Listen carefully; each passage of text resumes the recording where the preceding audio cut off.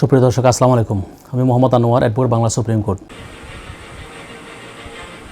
বাংলাদেশের সদ্য সাবেক প্রধানমন্ত্রী শেখ হাসিনা ও সাবেক দুই মন্ত্রীসহ 6 জনের বিরুদ্ধে হত্যা মামলা দায়ের করা হয়েছে। 13 আগস্ট মঙ্গলবার ঢাকার চিফ মেট্রোপলিটন ম্যাজিস্ট্রেট আদালতে রাজধানীর একজন ব্যবসায়ী বাদী হয়ে এই মামলা দায়ের করেছেন।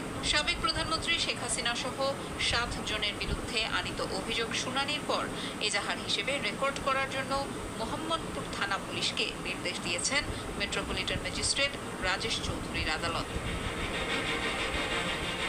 আদালত সূত্রে জানা গেছে, সাবেক প্রধানমন্ত্রী ছাড়াও সাবেক সেতুমন্ত্রী ও আওয়ামী লীগের সাধারণ সম্পাদক ওবায়দুল কাদের, সাবেক স্বরাষ্ট্রমন্ত্রী আসাদুজ্জামান খান কামাল, সাবেক পুলিশের মহাপরিদর্শক আব্দুল্লাহ আল মামুন, যুগ্ম কমিশনার বিপ্লব কুমার সরকার, সাবেক ডিবি প্রধান হারুনুর রশিদ ও ডিএমপি কমিশনার হাবিবুর রহমানকে আসামি করা হয়েছে। এছাড়া অজ্ঞাতনামা পুলিশ কর্মকর্তা ও পুলিশের সদস্য ও তৎকালীন সরকারের ঊর্ধ্বতন কর্মকর্তাদের অজ্ঞাতনামা হিসেবে মামলায় আসামি করা হয়েছে। গত 5 আগস্ট শেখ হাসিনা প্রধানমন্ত্রীর দায়িত্ব থেকে পদত্যাগ করার পর এই প্রথম তার বিরুদ্ধে কোনো মামলা দায়ের করা হলো। মামলার বাদী হয়েছেন আদাবর এলাকার বাসিন্দা ব্যবসায়ী SM আমির হামজা শাতিল। তিনি একজন সচেতন নাগরিক হিসেবে একজন নিরীহ নাগরিক হত্যার বিচার চেয়ে এই মামলা করেছেন বলে সাংবাদিকদের বলেন। মামলার অভিযোগে বলা হয়েছে, সম্প্রতি কোটা সংস্কার আন্দোলনে হাজার হাজার ছাত্র জনতা মিছিল সমাবেশ করে। ওই সব শান্তিপূর্ণ মিছিলে দেশের বিভিন্ন এলাকায় নির্বিচারে গুলি চালানো হয়। বহু ছাত্র জনতা নিহত ও আহত হন। গত 19 জুলাই মোহাম্মদপুরে বসিলার 40 ফিট এলাকায় ছাত্র জনতা শান্তিপূর্ণ মিছিল ও সমাবেশ করছিল।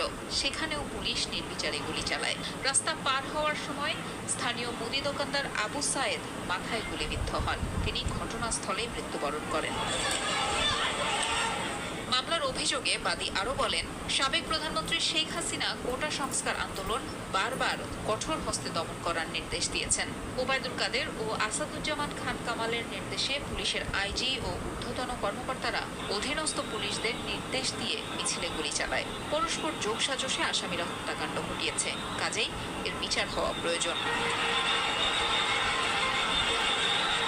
যারা সাবস্ক্রাইব করেছেন তাদেরকে অসংখ্য ধন্যবাদ। যারা সাবস্ক্রাইব করেন না, দয়া করে সবাই সাবস্ক্রাইব করবেন আর বেশি বেশি শেয়ার করবেন। এই বলে আমি আমার ভিডিও শেষ করলাম। আসসালামু আলাইকুম।